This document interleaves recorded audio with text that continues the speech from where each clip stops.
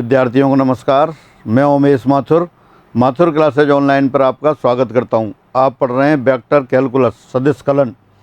पिछली क्लास में आपने गॉस डाइवर्जेंस थ्योरम पढ़ी और उस पर कुछ एग्जाम्पल देखे। आज उसको रिवाइज करते हैं और फिर उसके कुछ डिडक्शंस और कुछ रिजल्ट्स देखेंगे। गॉस की डाइवर्जेंस प्रमेय या आप कह सकते हैं अपसरण प्रमेय, गॉस डाइवर्जेंस थ्योरम। सतत रूप से अवकलनीय सदिश बिंदु फलन f का बंद क्षेत्र S जो आयतन B को घेरे हुए है की सीमा रेखा पर अभिलंबीय पृष्ठ समाकल डाइवर्जेंस f का पूरे क्षेत्र यानी कि आयतन पर आयतन समाकलन के बराबर होता है। इसका मतलब क्या है कि डबल इंटीग्रल और you can say surface integral f dot n cap ds बराबर volume integral of divergence F D B. यहाँ जो एन कैप है वो क्या है, वो पृष्ठ पर यूनिट वेक्टर है जो अब नॉर्मल की डायरेक्शन में है, नॉर्मल की डायरेक्शन में बाहर की ओर निकलता हुआ। एक बार दोबारा देखते हैं Gauss divergence theorem. The normal surface integral of a continuously differentiable vector point function F over a close surface S enclosing a volume V is equal to the volume integral of divergence F taken over the region V, that is surface integral f dot n cap ds equal to volume integral divergence f dB, or you can say del dot f dB. Here n cap is the normal unit vector drawn outward to the surface S. तो ये तो divergence theorem की बात रही, ये आपने पहले पढ़ चुके थे और इस पर एग्जाम्पल भी कर लिए थे। डाइवर्जेंस प्रमेय का कार्तीय रूप, ये भी आपने पढ़ लिया था। डाइवर्जेंस प्रमेय का कार्तीय रूप, तो कार्तीय रूप क्या था अपने पास, इंटीग्रेशन ऑफ और you can say surface integral F dot N cap D S बराबर volume integral divergence of F D V, ये था। अब यहाँ क्या है, एफ के लिए लिख दिया F one I cap plus F two J cap plus F three K cap, और जो आपका एरिया को लिख देंगे A one I cap plus A two J cap plus A three K cap, जहाँ A1 किसके बराबर होगा, डी बाई डी जेड के, A2 D Z D x के और A3 D X D Y के, सब दोनों की वैल्यू रख देंगे। तो F dot N cap D S वो तो बन जाएगा surface integral F1 D by D Z plus F2 D Z D X plus F3 D X D Y. और जो वॉल्यूम इंटीग्रल है डाइवर्जेंस है, फंक्शन एफ का डाइवर्जेंस निकालेंगे तो डाइवर्जेंस आप जानते हैं del F1 over del X plus del F2 over del Y plus del F3 over del Z, और डी को लिख दिया D X D by D Z. तो इस तरह से ये कार्टेशियन फॉर्म आ गई, ये आप पहले से जानते हैं। अब अपन इसके डाइवर्जेंस थ्योरम के कुछ डिडक्शंस और रिजल्ट्स के बारे में बात करते हैं। गॉस अपसरण प्रमेय के निगमन और प्रमेय पर आधारित कुछ परिणाम, deductions from Gauss divergence theorem and some results based on the theorem. तो सबसे पहला दे रखा है surface integral N cap dot F D S equal to divergence of F D B, volume integral of divergence F D B. ये तो Gauss theorem ही है, गॉस थ्योरम का स्टेटमेंट ही दोबारा लिख दिया है। Second, surface integral N cap cross vector F D S equal to volume integral del cross F D B. इसको आप इसी की सहायता से लर्न कर सकते हैं। ऊपर तो क्या है, गॉस डाइवर्जेंस थ्योरम में एन कैप डॉट एफ दे रखा है सरफेस इंटीग्रल में, और राइट साइड में डेल डॉट एफ यानी कि डाइवर्जेंस ले रखा था। अब इसमें डॉट की जगह क्रॉस लगा दिया, कैसे आ जाता है वो अपन प्रूफ करेंगे आगे, अब ये एक करके इनको। तो N cap cross F D S बराबर volume integral del cross F D F, मतलब इसी को दोबारा लिख दिया है, सिर्फ डॉट की जगह क्रॉस लगा दिया। कैसे आ जाता है वो प्रूफ करते हैं। Third result, surface integral N cap phi D S equal to volume integral del of phi D B, del of phi यानी ग्रेडियंट ऑफ फाई, फाई निश्चित रूप से स्केलर पॉइंट फंक्शन होगा। Fourth, volume integral A dot gradient phi यानी कि del phi D B बराबर surface integral phi vector A dot N cap D S minus volume integral phi del dot A D B. Fifth, surface integral N cap D S equal to zero, N cap वही surface के normal vector जो है। और sixth, surface integral R vector dot N cap D S equal to 3b। अब इनको एक एक करके अपन एक्सप्लेन करते हैं।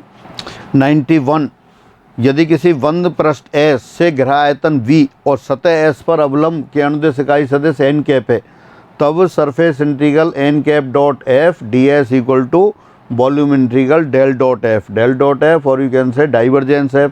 तो ये तो सिंपल गॉस प्रमेय हो गई। तो ऐसे कैसे याद करना है, उसी को दोबारा लिख दिया है, दोबारा पढ़ लेते हैं। If V is the volume bounded by any closed surface S and n cap is the unit vector along the normal to the surface S, then surface integral n cap dot vector f ds equal to volume integral del dot f db, del dot f db, और इसको आप लिख सकते हैं divergence of f db। ये वही Gauss theorem हो गई, तो इसमें तो कुछ नहीं करना है, ऐसे कैसे लर्न करना है पहले से याद है आपको। अब आगे बढ़ते हैं। अब आ गया, यदि किसी भी बंद पृष्ठ S से घिरा आयतन V हो और सतह S पर अभिलंब के अनुदिश इकाई सदिश n कैप हो, तब surface integral n cap cross f equal to volume integral del cross f db। Again, if V is the volume bounded by a close surface S and n cap is the unit vector along the normal to the surface S, then surface integral n cap cross f equal to volume integral del cross f, इसके equal है ये। अब इसको कैसे prove करते हैं, वही divergence theorem लेके चलते हैं अपन, और डाइवर्जेंस थ्योरम जो था उसी से डिडक्ट करेंगे। देखते हैं प्रूफ। गॉस थ्योरम क्या कहती है, since vector f dot n cap ds, यानी कि ये जो सरफेस इंटीग्रल है ये किसके बराबर है, ये volume integral divergence of function f dv, इसके इक्वल है ये। अब इसमें क्या करें अपन, स्मॉल f बराबर, यहाँ पहले कैपिटल F लिखा था अपन ने, स्मॉल f लिख दिया है, तो यहाँ पर स्मॉल f बराबर, स्मॉल f को अपन चेंज कर देते हैं। क्या चेंज करते हैं अपन, ऐसा कर देते हैं a क्रॉस f लिख देते हैं। क्या लाना था आपको, देखो दोबारा से देखें, अपने पास तो क्या था, गॉस थ्योरम में तो n कैप डॉट f होता है, यहाँ n कैप क्रॉस f लाना है। तो अपन ने क्रॉस के लिए क्या किया, जो गॉस डाइवर्जेंस थ्योरम है वेक्टर वो f dot n cap ds, f के लिए a क्रॉस f लिख दिया। a क्रॉस f लिख देते हैं तो क्या हो जाएगा, यहाँ f बराबर a क्रॉस f रखने पर देखते हैं लेफ्ट हैंड साइड तो क्या बन जाएगा, स्मॉल f की जगह तो आ गया a cross capital F dot n cap ds, ये तो सरफेस इंटीग्रल चल रहा है, और राइट साइड वो हो गया आपका volume integral divergence of a cross f। Divergence की जगह अपन ऐसा करते हैं, वो सिंबल लगा देते हैं del dot a cross f db, ये लिख दिया। अब लेफ्ट हैंड साइड में देखें तो लेफ्ट हैंड साइड में क्या है, a cross f dot n cap है, तो ये तो स्केलर ट्रिपल प्रोडक्ट की तरह हो गया। इसमें डॉट और क्रॉस आपस में इंटरचेंज हो सकते हैं, तो इसको इंटरचेंज कर देते हैं। ये किसके बराबर हो गया, surface integral a dot f cross n cap ds। यहाँ ऐसा करते हैं अपन, इसका साइन ऑर्डर चेंज कर देते हैं, a क्रॉस f है, इसको f क्रॉस a लिख देते हैं, और a क्रॉस f को f क्रॉस a लिखेंगे तो साइन चेंज हो जाएगा, तो minus del dot f cross a, ये वॉल्यूम इंटीग्रल db, ये आ गया। अब क्या किया आपने, ये a dot f cross n है, और यहाँ क्या है del dot f cross a, यहाँ भी अब डॉट और क्रॉस को इंटरचेंज कर सकते हैं। इसको लिख दिया आपने, a को आउटसाइड ले लें, a dot f cross n cap ds, और दिस इक्वल टू माइनस, यहाँ भी क्या किया अपन ने, डॉट और क्रॉस को इंटरचेंज कर देते हैं, तो ये क्या हो जाएगा del cross f dot a db, ये वॉल्यूम इंटीग्रल में। अब यहाँ क्या दे रखा है आपको, a तो कांस्टेंट वेक्टर है, a को अपन आउटसाइड रख लें, f क्रॉस n कैप। अच्छा, f क्रॉस n कैप में भी ऐसा करते हैं, ऑर्डर चेंज कर देते हैं, एफ क्रॉस एन कैप है, इसको भी अपन एन क्रॉस एफ कर देते हैं, तो यहाँ भी साइन चेंज हो जाएगा। माइनस ए डॉट इन surface integral N cap cross F D S, this equal to हो गया माइनस ए को आउटसाइड लिख लें, A dot del cross F D B, ये वॉल्यूम इंटीग्रल चल रहा है। अब सबको एक साइड ले लेते हैं, एक साइड लेते हैं और साथ साथ वेक्टर ए को कॉमन ले लेते हैं। वेक्टर ए जैसे साइड ले आए तो क्या आ जाएगा, A dot bracket integration of N cap cross F D S, surface integral चल रहा है, और ये minus integration of volume integral del cross F D V, this equal to 0। दोबारा से देखें, स्टार्टिंग से देखिए, आप क्या लेके चले, गॉस थ्योरम का स्टेटमेंट लिया आपने, integral surface integral of F that vector F dot N cap D S बराबर divergence of F D B. F बराबर क्या लिख दिया, ए क्रॉस एफ लिख दिया। ए क्रॉस एफ लिखा तो लेफ्ट हैंड साइड में क्या आ गया, A cross F dot N cap D S, this equal to volume integral del dot A cross F D B, ये आ गया। अब आपने क्या किया, लेफ्ट हैंड साइड में तो क्या किया, ये A cross F dot N cap है, तो डॉट और क्रॉस को आपस में इंटरचेंज कर दिया। ये आप जानते हैं बॉक्स प्रोडक्ट में डॉट और क्रॉस आपस में इंटरचेंज हो सकते हैं। और राइट साइड में क्या किया आपने, जो वॉल्यूम इंटीग्रल है ए क्रॉस एफ को एफ क्रॉस ए लिख दिया। क्रॉस प्रोडक्ट में अगर साइन चेंज, वो ऑर्डर चेंज होता है तो नेगेटिव साइन आ जाता है, नेगेटिव साइन आ गया। फिर लेफ्ट हैंड साइड में ए डॉट ए को अलग रख लिया, क्योंकि ये तो कांस्टेंट वेक्टर है, तो A dot surface integral F cross N cap D S, right side में ये माइनस, अब यहाँ डॉट और क्रॉस को इंटरचेंज कर दिया। ये क्या था, del dot F cross A, इसको लिख दिया आपने del cross F dot A. फिर अगले स्टेप में ये एफ क्रॉस एन कैप था, इसको एन क्रॉस एफ लिख दिया, N cap cross vector F, तो फिर नेगेटिव साइन आ गया। और इसमें आपने क्या किया, ए को आउटसाइड लिख लिया, ए डॉट डॉट प्रोडक्ट तो कम्यूटेटिव होता है, किसी भी वेक्टर में डॉट ए करें या ए डॉट उस वेक्टर को करें तो A dot integral del cross F D B आ गया। अब सबको एक साइड ले आए, अब एक साइड ले आए, आ गया ए डॉट ये समथिंग, अब ए तो वेक्टर 0 है नहीं, कांस्टेंट वेक्टर आपने लिया है, तो इसका मतलब ये ब्रैकेट वाली जो टर्म है वो 0 हो गई। तो इसका मतलब surface integral N cap cross vector F D S, this equal to volume integral, minus आएगा, पहले माइनस लिख देते हैं, अगले स्टेप बढ़ा देंगे, minus volume integral del cross F D B, this equal to 0।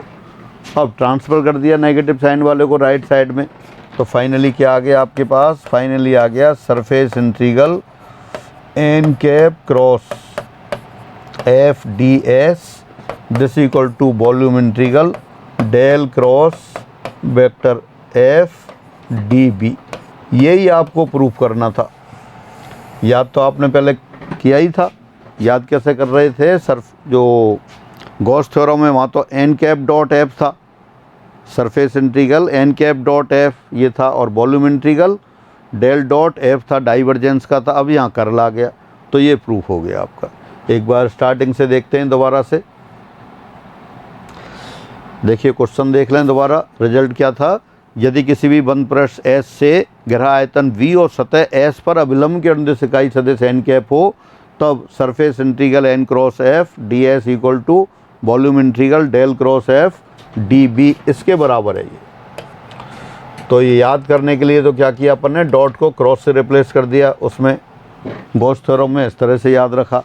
और बाकी अब इसको प्रूफ करने की बात है, तो प्रूफ कैसे करते हैं, वही गॉस थ्योरम का स्टेटमेंट लेके चले, integration of surface integral of F dot N cap D S बराबर volume integral divergence of F D B. F के लिए क्या रख दिया, ए क्रॉस एफ रख दिया। यहाँ ए क्या है, यहाँ ए कोई भी अपने पास कांस्टेंट वेक्टर है, एक अचर सदिश है।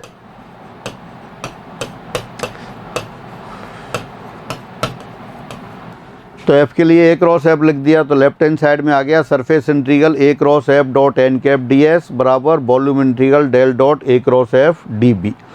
अब ये क्या है, ऐसा दिखाई दे रहा है जैसे A cross F dot N cap दिखाई क्या दे रहा है, स्केलर ट्रिपल प्रोडक्ट है। और स्केलर ट्रिपल प्रोडक्ट में अधिस्त्रिक गुणनफल में आप जानते हैं डॉट और क्रॉस को आपस में बदल सकते हैं।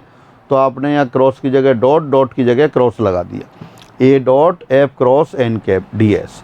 राइट साइड में ऐसे कैसे रखा, लेकिन ए क्रॉस एफ को एफ क्रॉस ए लिख दिया। और ये आप जानते हैं क्रॉस प्रोडक्ट में अगर ऑर्डर चेंज हो जाए तो नेगेटिव साइन आ जाता है, तो नेगेटिव साइन आ गया।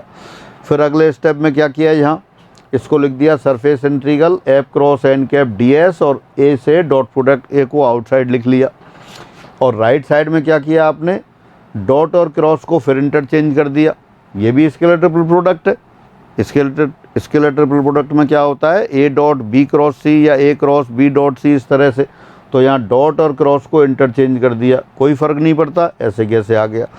अब अगले स्टेप में लेफ्ट हैंड साइड में एफ क्रॉस एन कैप को एन कैप क्रॉस एफ लिख दिया। जब क्रॉस प्रोडक्ट में ऑर्डर चेंज करेंगे तो फिर नेगेटिव साइन आ गया, ये भी नेगेटिव आ गया। दोनों को कैंसिल भी कर सकते हैं, नेगेटिव नेगेटिव साइन कैंसिल कर दें तब भी चलेगा, नेगेटिव कैंसिल कर दिया। फिर दोनों को एक ही साइड में ले आए और एक ही साइड में ले आए और ए को कॉमन ले लिया। Vector A dot bracket N cap cross F surface integral N cap cross F D S minus volume integral del cross F D B. अब एक ही साइड में आ गए, जीरो है। अब दो फैक्टर का प्रोडक्ट जीरो है, वेक्टर ए डॉट ये ब्रैकेट, अब ए जीरो है नहीं, ए जीरो है नहीं और डॉट प्रोडक्ट जीरो है, इसका मतलब ये दूसरा जो ब्रैकेट है वेक्टर जो ब्रैकेट में है वो जीरो हो गया। तो आपने लिख दिया surface integral N cap cross F D S minus volume integral del cross F D B बराबर जीरो। और साइड ट्रांसफ़र कर दिया सेकंड वाली टर्म को, तो आपके पास आ गया surface integral N cap cross F D S बराबर volume integral del cross F D B. तो ये आपका प्रूफ हो गया। फिर आगे बढ़ते हैं, एक और रिजल्ट 93। यदि किसी भी बंद पृष्ठ एस से घेरायतन वी हो और सतह एस पर अवलंब के अनुदिश इकाई सदिश एन कैप हो, तब surface integral N cap phi D S बराबर volume integral del of phi यानी gradient phi D B. Again, if V is the volume bounded by any closed surface S and n cap is the unit vector along the normal to the surface S, then surface integral n cap phi ds equal to volume integral del phi gradient phi। फिर इसको उसी की सहायता से prove करते हैं Gauss theorem से। Gauss theorem का स्टेटमेंट लेके चलते हैं। Proof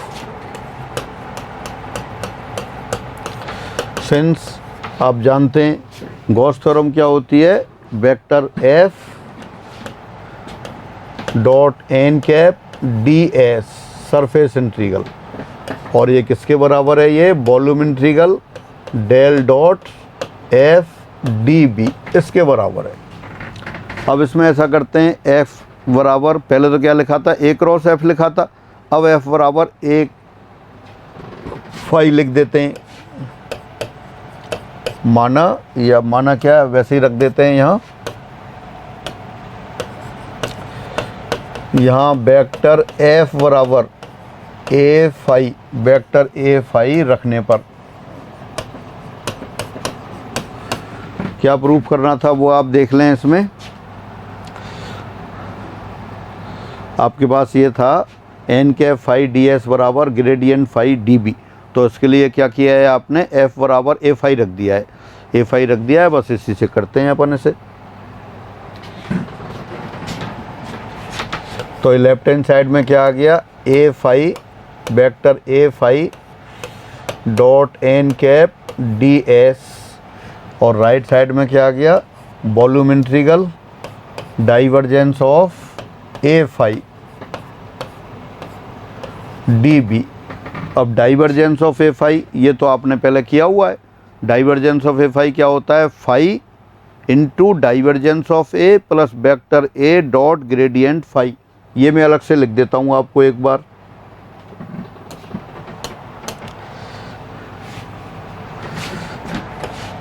del dot A phi, ये आप कह सकते हैं divergence of A phi, divergence of phi क्या होता था, phi times divergence of A plus क्या आता था A dot gradient of phi. दोबारा से, डाइवर्जेंस ऑफ ए फाई, ये जो आइडेंटिटी पढ़ी थी अपन ने एलजेब्रा के साथ तब पढ़ा था, divergence of A phi, divergence of A phi क्या होगा, phi into divergence of A plus A dot gradient phi. और यहाँ ए क्या है, यहाँ ए एक अचर सदिश है, ए एक अचर सदिश है, कांस्टेंट वेक्टर है।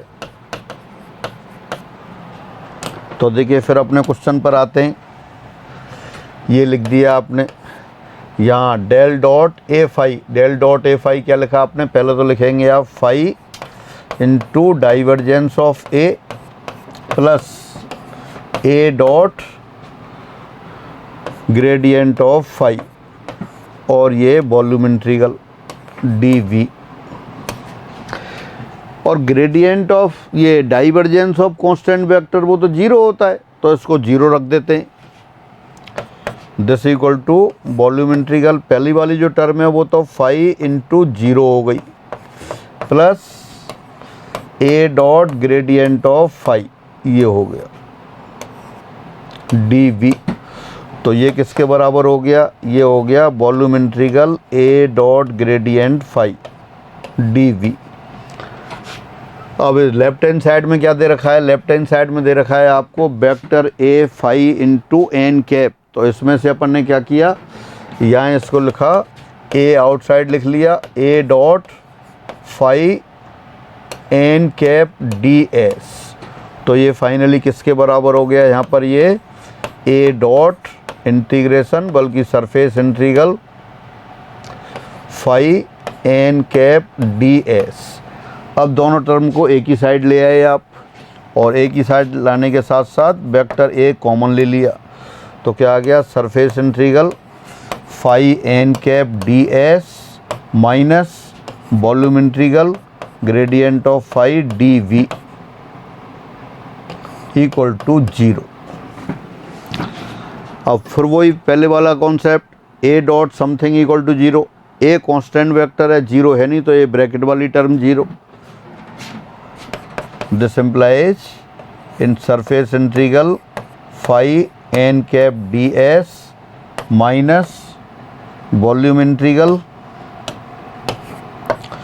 ग्रेडियंट फाई डी वी बराबर जीरो। माइनस वाली टर्म को राइट साइड ले जाते हैं। तो बस यही आपको प्रूफ करना था, surface integral phi N cap D S और this equal to volume integral gradient of phi D V, ये आपका प्रूफ हो गया। दोबारा से देख लेते हैं एक बार। आप गॉस थ्योरम का जो स्टेटमेंट है वो लेके चले, surface integral of function F this equal to volume integral of divergence F, ये था यानी कि। और अब इसमें एफ के लिए क्या लिख दिया, एफ आई लिख दिया। ए क्या है यहाँ, कांस्टेंट वेक्टर है, A is A constant vector. F I लिखा तो लेफ्ट हैंड साइड में क्या आ गया, surface integral vector F I dot N cap D S बराबर राइट साइड में volume integral del dot F I D V. जो सरफेस इंटीग्रल है वो फंक्शन एफ के डाइवर्जेंस के वॉल्यूम इंटीग्रल में कन्वर्ट हो जाता है, एफ की जगह एफ आई आ गया। फिर divergence of F I, divergence of F I ये आइडेंटिटी आपने पहले से पढ़ रखी है, वेक्टर अलजेब्रा पढ़ने से पहले, वेक्टर अलजेब्रा का है इससे पहले जो थ्योरम से पहले वेक्टर आइडेंटिटी पढ़ी थी आपने। तो divergence of F I, A क्या है यहाँ, कांस्टेंट वेक्टर है आपका। तो phi of divergence of A plus A dot divergence of phi, और यही वैल्यू आपने वहाँ रख दी नीचे। और साथ साथ चूँकि कांस्टेंट वेक्टर है और कांस्टेंट वेक्टर का डाइवर्जेंस कैसा होता है, जीरो होता है, तो डेल डॉट ए को आपने जीरो रख दिया। Second term A dot del phi ये एज इट इज है, और वॉल्यूम इंटीग्रल का सिंबल। अब ये जीरो रख दिया तो किसके बराबर हो गया, फिर लेफ्ट हैंड साइड में आ गया vector A dot phi N cap D S, और राइट साइड में आ गया volume integral A dot del phi D B. दोनों को एक साइड ले आए और वेक्टर ए को कॉमन ले लिया, तो वो आ गया आपका vector A dot bracket surface integral phi N cap D S minus volume integral phi D B D phi del phi D B equal to 0। अब चूंकि दो फैक्टर हैं, दोनों का प्रोडक्ट 0 है, ए 0 है नहीं, तो सेकंड जो ब्रैकेट है वो 0 हो गया। 0 हो गया, नेगेटिव वाली टर्म को राइट साइड शिफ्ट कर दिया, यानी कि surface integral of phi N cap D S equal to volume integral gradient phi D B, gradient phi del phi D B. तो ये प्रूफ हुआ। ये ऐसे के ऐसे क्वेश्चन की फॉर्म में आ जाते हैं रिजल्ट, और कई बार न्यूमेरिकल में कई जगह यूज भी कर लेते हैं आप। फिर आगे बढ़ते हैं। रिजल्ट 94, यदि किसी भी बंद पृष्ठ S से ग्रह आयतन V और सतह S पर अभिलंब के अनुदेश इकाई सदिश n कैप हो, तब A volume integral A dot gradient phi D V बराबर surface integral vector A phi into vector A dot N cap minus volume integral phi del dot A D V. ये आपको prove करना है। एक बार दोबारा पढ़ लेते हैं। If V is the volume bounded by any closed surface S and n cap is the unit vector along the normal to the surface S, then vector A, then volume integral of vector A dot del phi dB equal to surface integral phi vector A dot n cap ds minus volume integral phi del dot A। अब जो पहले किया था बिल्कुल उसी तरह से करते हैं। अब इसमें क्या करते हैं, वही गॉस थ्योरम लेके चलेंगे और पहले किया था उसी तरह से करते हैं। पहले अपन ने ए अपनी ओर से एज्यूम किया था, कांस्टेंट वेक्टर एज्यूम किया था। यहाँ नहीं है, यहाँ आपको दे रखा है कांस्टेंट वेक्टर नहीं दे रखा, ए कोई भी वेक्टर क्वेश्चन के साथ ही गिवन है। तो देखिए फिर वही गॉस थ्योरम लेते हैं अपन प्रूफ के लिए। Since surface integral vector F dot N cap D S बराबर volume integral del dot F D V. अब डेल की जगह एफ की जगह क्या लिख देते हैं, ए फाई रख देते हैं। यहाँ वेक्टर एफ बराबर वेक्टर ए इंटू फाई रखने पर ये रख दिया आपको, तो क्या आ जाएगा, लेफ्ट हैंड साइड में क्या आ गया आपका, vector A phi dot N cap D S, और राइट साइड में आ गया volume integral del dot A phi vector A into phi D B. फिर ये तो अभी आपने जानते हैं, अभी आइडेंटिटी लिखी थी, divergence of A phi. Divergence of A phi क्या था, फाई यानी कि gradient of del dot A plus A dot gradient phi, तो वही लिख देते हैं। This equal to volume integral A dot gradient phi plus phi of del dot A. ये आ गया। जो पहले आपने आइडेंटिटी लिखी थी उसी आइडेंटिटी को दोबारा लिख दिया, ए डॉट ग्रेडियंट फाई और plus phi of divergence of A. अब दोनों को सेपरेट करके लिख देते हैं। This equal to volume integral A dot gradient phi D V plus volume integral phi of del dot A यानी कि डाइवर्जेंस ए डी बी। पिछले क्वेश्चन में तो क्या किया था, ये अपन ने 0 के बराबर रख दिया था। अब आपसे पूछा क्या है, देखो दोबारा से देखते हैं। आपसे पूछा है A dot gradient of phi D V, volume integral की वैल्यू पूछी है, तो उसी को एक साइड रख लेते हैं। ए डॉट जो है इसको इस साइड रखते हैं, बाकी दूसरी वाली टर्म को दूसरी साइड पहुंचा देते हैं। तो this implies volume integral A dot gradient phi यानी कि डेल फाई डी बी। ये ऐसे कैसे रखा, इसको दूसरी साइड में ले जाते हैं। पहले से वहाँ क्या है, surface integral vector A phi dot N cap D S minus volume integral phi into phi of divergence A D B. ये आ गया और यही तो प्रूफ करवाया आपसे। देखें दोबारा से देख लेते हैं। Volume integral A dot gradient phi बराबर phi A dot N cap D S minus phi of divergence A D B. तो यही आपने यहाँ प्रूफ कर दिया। तो बस यही आपका आंसर आ गया। तो ये रिजल्ट ऐसे कैसे क्वेश्चंस की फॉर्म में एग्जाम में आते रहते हैं, जहाँ भी आपके पास वेक्टर कैलकुलस सिलेबस में दे रखी है। फिर आगे बढ़ते हैं। रिजल्ट 95, यदि किसी भी बंद पृष्ठ S से घिरा आयतन V और सतह S पर अविलंब के अनुदेश इकाई सदिश n कैप है, तब surface integral n cap D S equal to 0। ये 0 के बराबर आएगा। दोबारा से, if V is the volume bounded by any close surface S and n cap is the unit vector along the normal to the surface S, then surface integral n cap D S equal to 0 vector. तो देखें, ये भी आसान proof है। Proof करते हैं इसको। अब अपन ऐसा करते हैं, एक रिजल्ट लेके चलते हैं। कंसीडर, जो प्रूफ करना है उसको A से डॉट प्रोडक्ट करते हैं। n cap D S surface integral ये लेके चले आप। क्या लेके चले आप? Vector A dot integral of n cap D S. और कौन सा इंटीग्रल लिया आपने? सरफेस इंटीग्रल लिया। और सरफेस इंटीग्रल A क्या है यहाँ पर? A कांस्टेंट वेक्टर है, A आर्बिट्ररी। यहाँ A एक स्वैच्छिक अचर सदिश है। कोई भी अचर सदिश ले सकते हैं, अपनी इच्छा पर निर्भर है।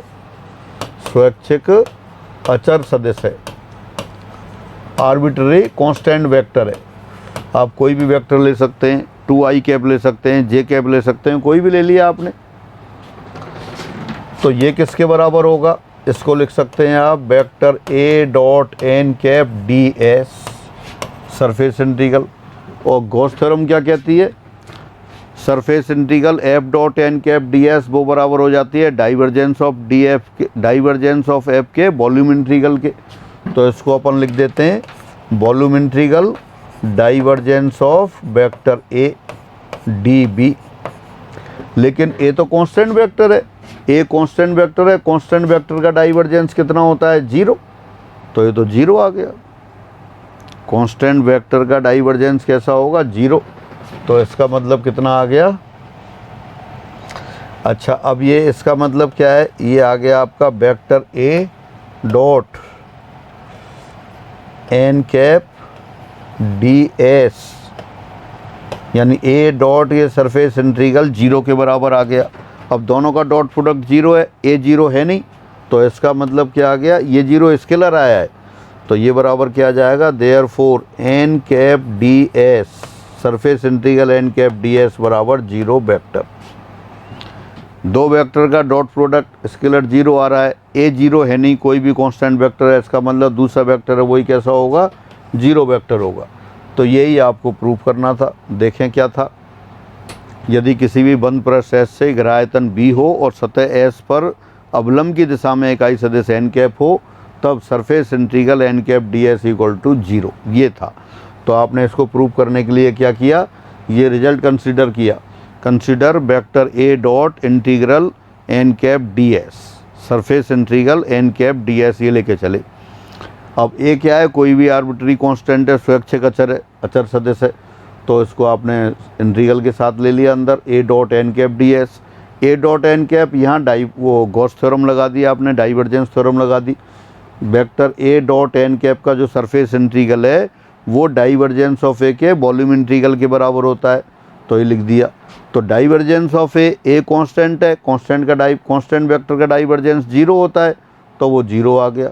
इसका मतलब vector A dot surface integral n cap D S बराबर 0।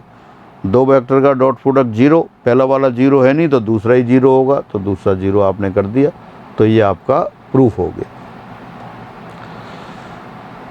रिजल्ट 96, यदि किसी भी बंद पृष्ठ S से घिरा आयतन V और सतह S पर अवलंब के अनुदिश इकाई सदिश n कैप हो, तब surface integral vector R dot n cap D B equal to 3 times V। V कौन सा वॉल्यूम है? जो सरफेस S से घिरा हुआ है। Again, if V is the volume bounded by any close surface S and n cap is the unit vector along the normal to the surface S, then surface integral r dot n cap ds equal to 3b। देखिए left hand side लिया आपने, यहाँ left hand side लेते हैं, surface integral r dot N cap D S, ये आ गया। अच्छा, आपने सरफेस इंटीग्रल लिया है, अब ये गॉस थ्योरम लगा देते हैं। गॉस थ्योरम क्या कहती है? Surface integral vector f dot N cap D S बराबर volume integral of divergence f।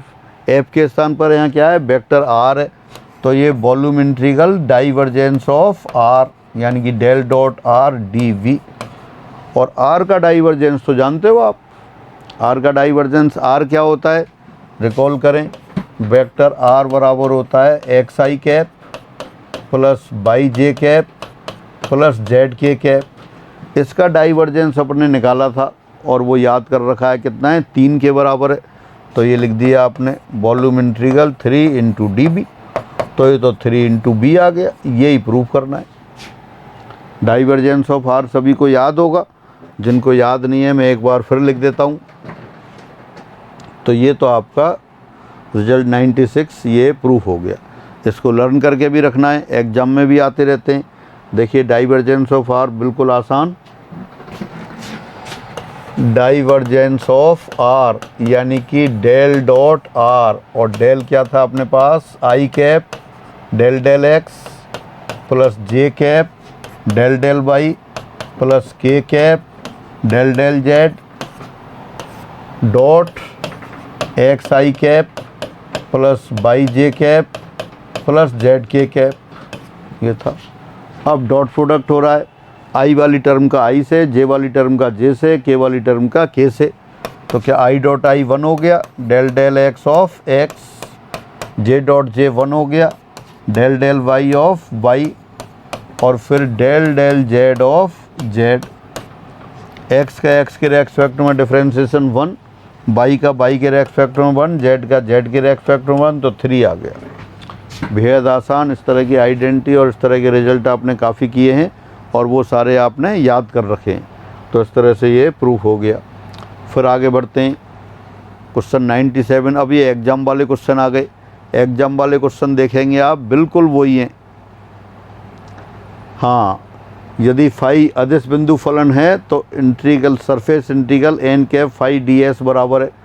अभी अपन ने 93 रिजल्ट है वो किया था, किसके बराबर था? वहाँ phi N cap D S बराबर आपने प्रूव किया था volume integral del phi D V. तो volume integral del phi D V ये रहा। अभी रिजल्ट 93 प्रूव किया था, तो वो यही तो था। कैसे प्रूव किया था आपने? मैं दोबारा नहीं कर रहा हूँ, लेकिन आपको याद दिला दूँ। प्रूफ वहाँ आपने लिया था अपने vector F dot N cap D S, ये सरफेस इंटीग्रल लेके चले थे, और इसमें क्या रख दिया था? सरफेस इंटीग्रल क्या है? गॉस थ्योरम का स्टेटमेंट लेके चले थे, volume integral of divergence of F D B, ये था आपका। अब एफ बराबर क्या लिख दिया था 93 वाले में? एफ आई लिख दिया था। ए क्या है? कोई भी कांस्टेंट वेक्टर लिख देंगे, तो वेक्टर एफ बराबर F I, A is A constant vector. तो जब डाइवर्जेंस ऑफ एफ लिखेंगे तो फिर आपने लिखा डाइवर्जेंस ऑफ एफ के स्थान पर डाइवर्जेंस ऑफ एफ आई। ये फिर आपने याद कर रखा है। डाइवर्जेंस ऑफ एफ आई क्या था? Phi into divergence of A plus A dot gradient phi. Divergence से 0 हो गया था, तो सिंपल ये ए डॉट आया था, फिर ए आउटसाइड लेके डॉट प्रोडक्ट में कैंसिल कर दिया था, तो ये फाई ऑफ वो थर्ड वाला volume integral del of phi D B इसके बराबर आ गया। वो आप अपने आप देखेंगे। फिर आगे चलते हैं 98, क्वेश्चन 98। ये भी देखें, आपको सेकंड ग्रेड 2000 वो फर्स्ट ग्रेड 14 का क्वेश्चन है, और बिल्कुल पढ़ने से ही आंसर आ रहा है। क्या है देखें, यदि एफ किसी बंद पृष्ठ एस द्वारा घिरे हुए क्षेत्र बी में सतत अवकलनीय सदिश बिंदु फलन हो, तो surface integral F dot N बराबर किसके है, ये पूछा है। Again, if F is a continuous differentiable differentiable in the region V enclose by a close surface S। F is a vector point function, then F cross दिए, F vector point function है, वो पूरा नहीं आया है। If F is the vector point, F is a vector point function, इस तरह से आएगा, वो आप करेक्ट कर लें इसको। If F is a vector point function then this result equal to what.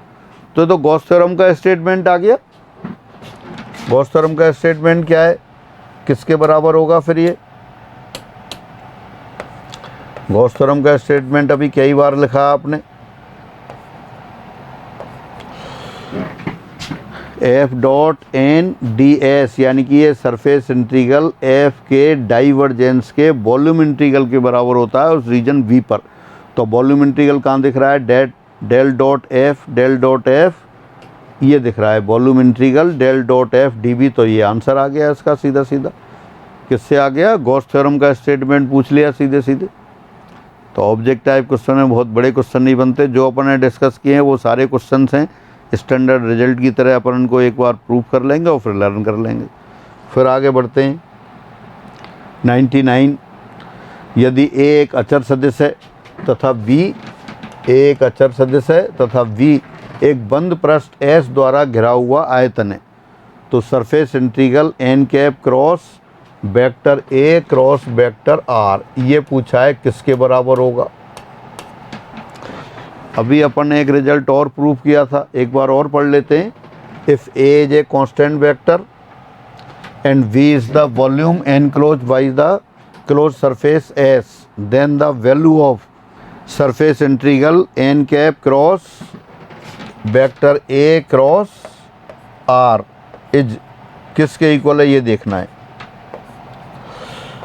तो देखिए एक रिजल्ट अपन ने पहले 91 नंबर पे तो गॉस थ्योरम का स्टेटमेंट था, फिर 92 नंबर पे अपन ने क्या कहा, वो एक रिजल्ट लिख दिया। गॉस थ्योरम का स्टेटमेंट क्या था अपने पास? Surface integral n cap dot f था, लेकिन वहाँ पर ने क्या प्रूफ किया? n कैप क्रॉस f बराबर क्या था वहाँ? अपन तो सरफेस उसमें लिखते हैं वॉल्यूम, वो गॉस थ्योरम में डेल डॉट एफ, लेकिन डेल क्रॉस एफ, ये अपन ने प्रूव किया था और याद करने के लिए बताया था कि उससे रिलेट कर लेंगे। कैसे रिलेट कर लेंगे? गॉस थ्योरम में तो क्या था? Surface integral n cap dot F था और बराबर किसके था वो? Volume integral del dot F के बराबर था, डाइवर्जेंस एफ के वॉल्यूम इंटीग्रल के थे। लेकिन अपन ने कहा था 92 रिजल्ट उसके बाद कि डॉट को क्रॉस से रिप्लेस कर दो तो एक रिजल्ट आ जाता है। तो ये रिजल्ट आपने प्रूव किया था, ये रिजल्ट प्रूव किया था। अब इससे इसको कंपेयर करते हैं। यहाँ जो सरफेस इंटीग्रल दे रखा है डबल इंटीग्रल, और you can say surface integral n cap cross A cross R ds, ये है।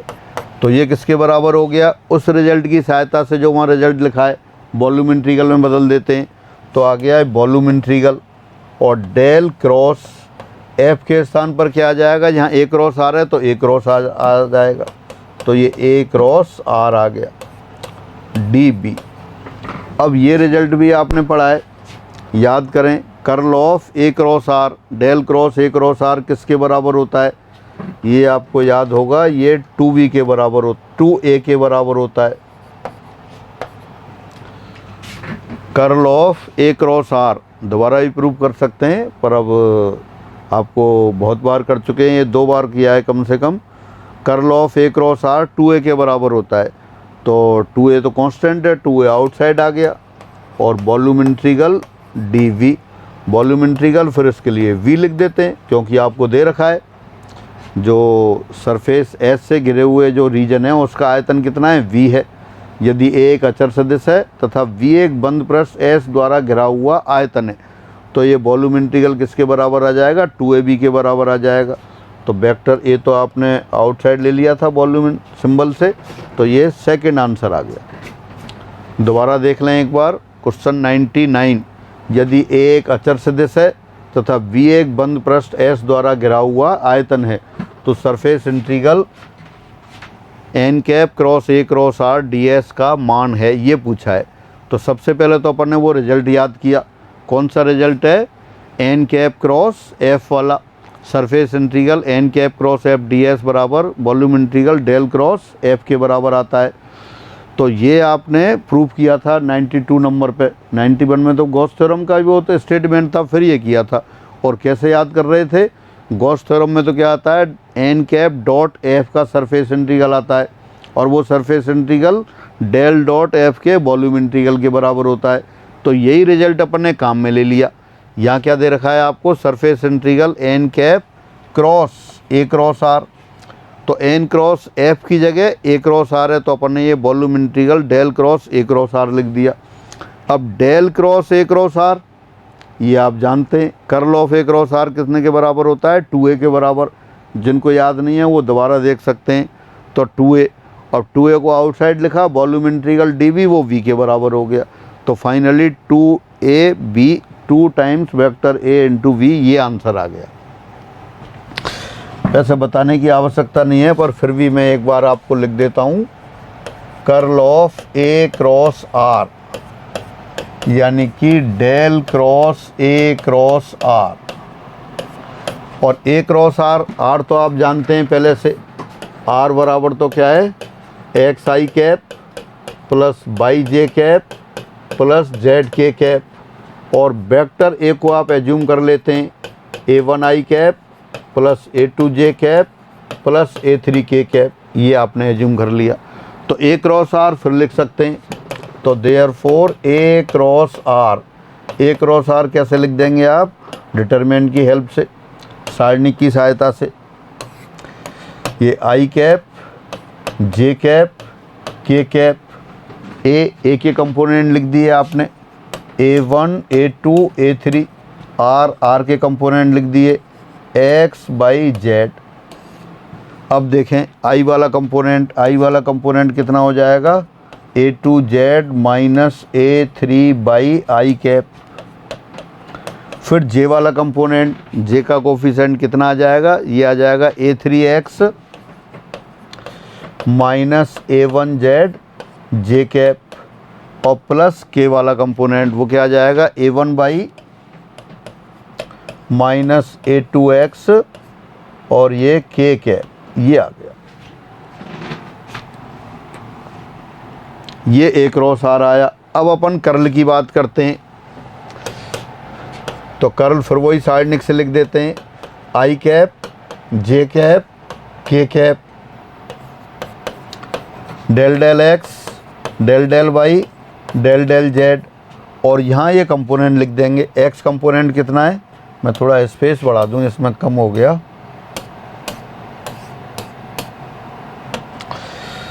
हाँ, एक्स कंपोनेंट आएगा आपके पास A2Z माइनस A3 बाई, फिर ये जे कैप डेल डेल बाई, और बाई कंपोनेंट लिखते हैं फिर A3X minus A1Z, A3X minus A1Z, फिर के कैप डेल डेल जेड, और ये आ जाएगा जेड कंपोनेंट आपका, जे के component A1 by minus A2X, ये रहा। अब देखें, अब यहाँ पे आई वाला कंपोनेंट लेते हैं, डेल डेल वाई यहाँ से आएगा। अब मैं डायरेक्ट लिख रहा हूँ, डेल डेल वाई करेंगे तो वो A1, वाई का डेरिवेटिव 1 और एक्स का डेरिवेटिव 0 हो जाएगा। माइनस डेल डेल जेड करेंगे तो माइनस माइनस प्लस A1, ये आई कैप आया।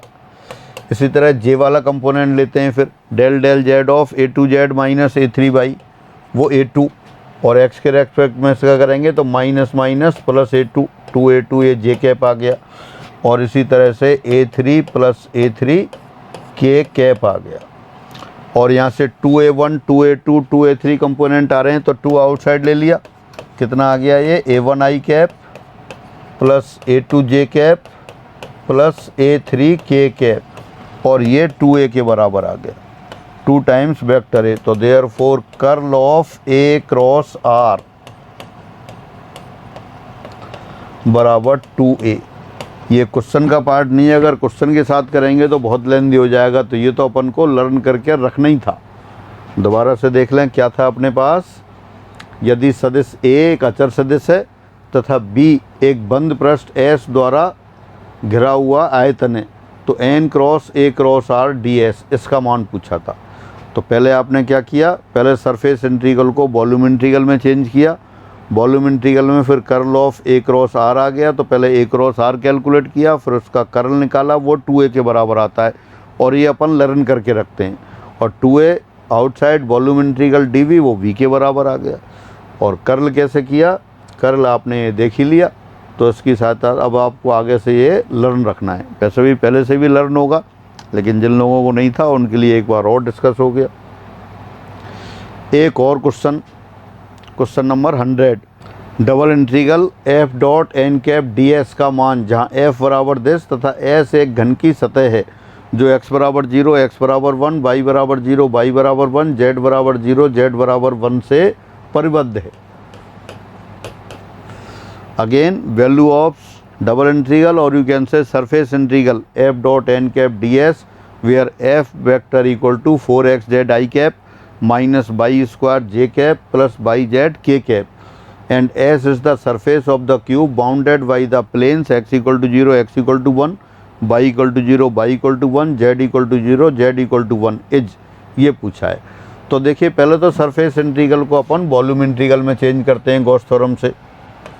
सॉल्यूशन क्या दे रखा है आपको, surface integral f dot n cap ds, तो ये बराबर हो जाएगा volume integral divergence of f dB।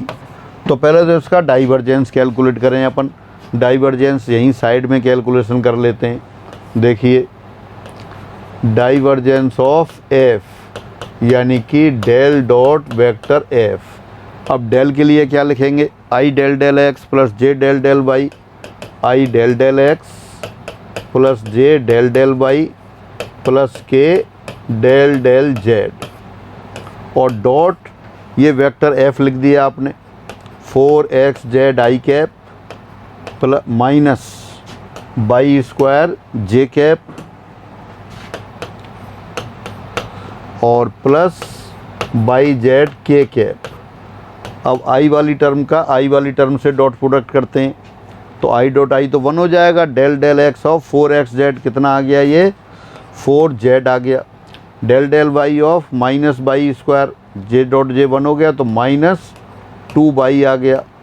फिर k डॉट k 1 हो गया। Del del z of yz वो प्लस y आ गया, यानी कि फाइनली कितना आ गया, ये 4z माइनस y आ गया। तो ये डाइवर्जेंस ऑफ f आपका divergence of 4z minus y आ गया। तो इस इंटीग्रल को अपन नेक्स्ट पेज पर लेते हैं। This equal to volume integral, volume integral को अपन इस तरह से लिख देते हैं, ये volume integral 4z minus y dv, और dv को क्या लिख देते हैं, dx dy dz। एक बार दोबारा देखते हैं उसी को, यहाँ था इसको अपन ने क्या किया, ये लिख दिया volume integral 4z minus y dv। अब वॉल्यूम इंटीग्रल की जगह अपन ने ट्रिपल इंटीग्रल लिख दिया अगले पेज पर, और ये dv के लिए dx dy dz लिख दिया। अच्छा, अब dx dy dz तो उनकी लिमिट कहाँ से आएंगी, ये आपको दे रखा है क्यूब। कौन सा क्यूब, x इक्वल टू 0 से x equal to 1, y equal to 0 से y इक्वल टू 1 और z इक्वल टू 0 से z इक्वल टू 1।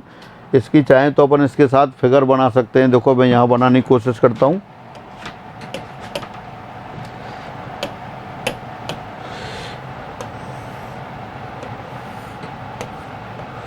ये आपने क्यूब बना दिया,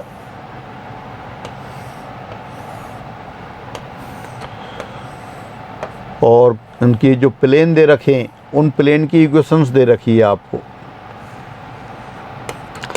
ये एक्स एक्सेस, ये वाई एक्सेस, ये जेड एक्सेस। नीचे वाला जो प्लेन है ये आपका एक्स वाई प्लेन है। तो एक्स वाई प्लेन है, इसकी इक्वेशन क्या होगी, इसकी इक्वेशन ये यहाँ से यहाँ तक आएगा। इसकी इक्वेशन क्या होगी, ये इक्वेशन है जेड इक्वल टू 0, और ऊपर वाला प्लेन है ये जेड इक्वल टू 1, ये जेड इक्वल टू 1 हो गया।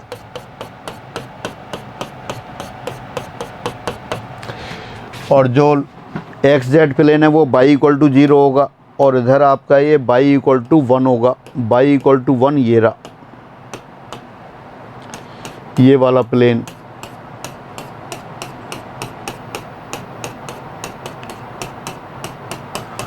और ये इधर दिख रहा है ये वाला y इक्वल टू कौन सा हो जाएगा, ये y इक्वल टू 0 हो जाएगा, ये वाला प्लेन। और जो अंदर की साइड है बाई जेड, जो बाई ओ, ये अगर ओ पॉइंट है तो by O Z X equal to 0 और ये बाहर वाला एक्स इक्वल टू 1। तो इसकी जो लिमिट्स लगाएंगे आप, तो लिमिट्स क्या लगेंगी, जेड वाली लिमिट, अब मैं ये वॉल्यूम हटा के लिमिट लगा देता हूँ। जेड तो होगा जेड बराबर 0 से जेड इक्वल टू 1, ये बाई इक्वल टू 0 से बाई इक्वल टू 1, और ये एक्स इक्वल टू 0 से एक्स इक्वल टू 1। ये लिमिट्स रही। पहले आपने सरफेस इंटीग्रल को वॉल्यूम इंटीग्रल में बदला और डाइवर्जेंस एफ के लिए 4z माइनस बाई रख दिया। अब ये volume D X D Y D Z आ गया। सबसे पहले अपन जेड के रेस्पेक्ट में इंटीग्रल करते हैं, तो 4 इंटू जेड, जेड का हो जाएगा Z square by 2 minus by into Z, limit लगा दी 0 टू 1, और ये D X D by, by की वैल्यू 0 से 1 और एक्स की वैल्यू भी 0 से 1। अब आपने इसको लिमिट लगा दी, पहले z इक्वल टू 1 लिखा तो 4/2 इंटू 1 स्क्वायर वो 2 आ गया, और माइनस वहाँ बाई इंटू 1 ये आ गया, 0 से सारा 0 आ जाएगा, तो ये 2 minus Y D X D Y आ गया। अब इसका बाई के रेस्पेक्ट में इंटीग्रेट करते हैं, तो बाई के रेस्पेक्ट में इंटीग्रेट करेंगे तो क्या आएगा, 2 का तो हो गया 2 बाई, और बाई का हो गया बाई स्क्वायर अपॉन 2, लिमिट लगा दी आपने 0 टू 1 डी एक्स। अब कितना हो गया, लिमिट लगा देते हैं, तो बाई बराबर 1 लगाएंगे, 2 इंटू 1 2 हो गया, माइनस 1 स्क्वायर अपॉन 2 1/2 हो गया, और 0 से सारी टर्म 0 हो गई, कितना बच गया 3/2। अब यहाँ लिख दिया ये इंटीग्रल 0 टू 1 3/2 डी एक्स। अब एक्स के रेस्पेक्ट में करना है, तो 3/2 का इंटीग्रल कितना हो गया 3/2x, लिमिट लगा दी 0 टू 1, तो ये 3/2 आ गया, 3/2 इंटू 1 माइनस 0 3/2। पहले आंसर चेक कर लेते हैं, फिर दोबारा रिपीट करते हैं इसे। हाँ, ये ऑप्शन दे रखा है आपको सेकंड ऑप्शन, तो ये सेकंड ऑप्शन आपका 3/2 आंसर आ गया। दोबारा क्वेश्चन पढ़ते हैं। Surface integral vector F dot N cap D S का मान, जहाँ एफ इक्वल टू ये तथा एस एक घन की सतह है जो x बराबर 0, x बराबर 1, y बराबर 0, y बराबर 1, z बराबर 0, z बराबर 1 से परबद्ध है। मतलब जो क्यूब बना हुआ है उसके प्लेन दे रखे हैं। नीचे वाले जो अभी अपन ने फिगर बनाया था, नीचे वाली सरफेस z इक्वल टू 0 और ऊपर वाली z equal to 1, left hand side पर y इक्वल टू 0 और राइट साइड पे वो y इक्वल टू 1, पीछे की तरफ x इक्वल टू 0 और बाहर वाली सतह सामने की ओर x इक्वल टू 0 और x इक्वल टू 1, तो ये क्यूब बन गया। अगर ये कांस्टेंट आ जाता, नहीं आ, जैसे f क्या था, f तो ये फंक्शन दे रखा था, इसका डाइवर्जेंस f निकाला, डाइवर्जेंस f कितना आ गया, डाइवर्जेंस f आपका 4z माइनस बाई आ गया। तो volume integral 4z minus by आपने लिखा, इसको फिर अपने वॉल्यूम इंटीग्रल का जो सिंबल था ट्रिपल इंटीग्रल में चेंज कर लिया, और triple integral 4z minus Y D X D Y D Z ही आ गया। तो सबसे पहले बिल्कुल आसान था, लिमिट आपको दिखाई दे रही है, और फिगर नहीं भी बनाए तब भी आप लिमिट लगा सकते थे, बिल्कुल सिंपल था। तो ये इंटीग्रेट किया सामान्य तरीके से, और सामान्य तरीके से इंटीग्रेट करने के बाद वैल्यू कितनी आ गई 3/2। तो इस तरह से इसका ये आंसर आया। तो इस तरह से आपने ये गॉस थ्योरम के जो डिडक्शंस और उस पर आधारित कुछ रिजल्ट किए, और उन पे ही आधारित ये एग्ज़ाम वाले क्वेश्चंस भी देखे। तो आज की क्लास में इतना ही रखते हैं, फिर अगली क्लास में मिलते हैं। सभी को नमस्कार।